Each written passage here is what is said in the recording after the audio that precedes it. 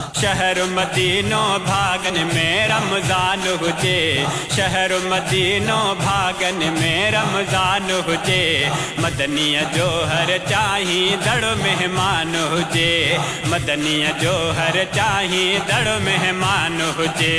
शहर मदीनो भागन में रमज़ान हुजे, शहर मदीनो भागन में रमज़ान हुजे। मदनीअ जो हर चाही दड़ मेहमान हुजे, मदनीअ जो हर चाही दड़ मेहमान हुजे।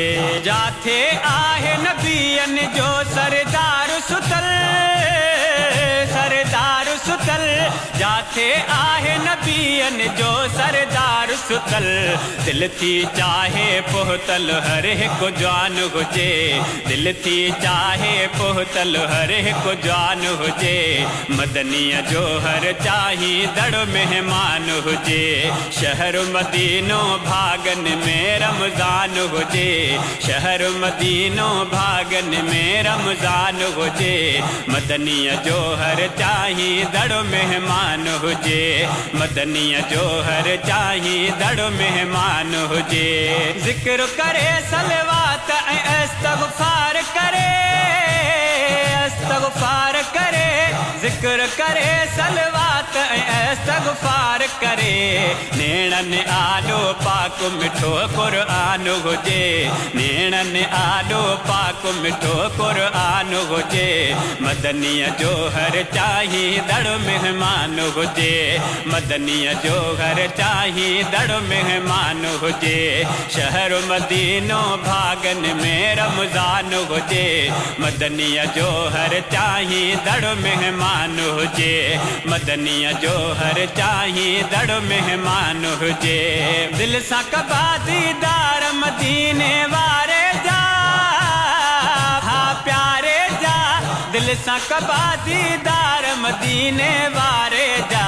पाक ज़ुबान ते अरबीअ जो फरमान हुजे, पाक ज़ुबान ते अरबीअ जो फरमान हुजे। मदनीअ जो हर चाही दड़ मेहमान हुजे, मदनीअ जो हर चाही दड़ मेहमान हुजे।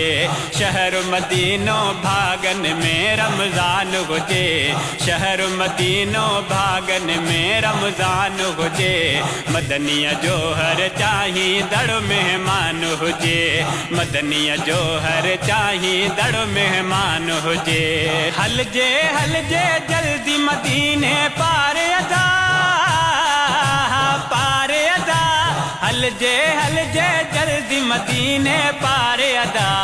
देथो गुलामी तोड़े खानी खान हुजे, देथो गुलामी तोड़े खानी खान हुजे। मदनीअ जो हर चाही दड़ मेहमान हुजे, मदनीअ जो हर चाही दड़ मेहमान हुजे।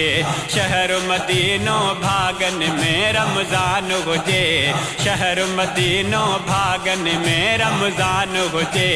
मदनीअ जो हर चाही दड़ मेहमान हुजे, मदनीअ जो हर चाही दड़ मेहमान हुजे।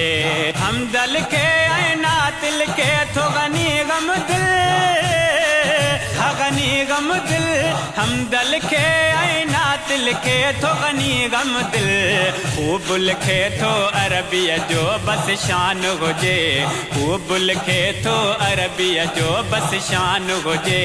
मदनीअ जो हर चाही दड़ मेहमान हुजे, मदनीअ जो हर चाही दड़ मेहमान हुजे। शहर मदीनो भागन में रमज़ान हुजे, शहर मदीनो भागन में रमज़ान हुजे। मदनीअ जो हर चाही दड़ मेहमान हुजे, मदनीअ जो हर चाही दड़ मेहमान हुजे। शहर मदीनो भागन में रमज़ान हुजे, शहर मदीनो भागन में रमज़ान हुजे। मदनीअ जो हर चाही दड़ मेहमान हुजे, मदनीअ जो हर चाही दड़ मेहमान हुजे।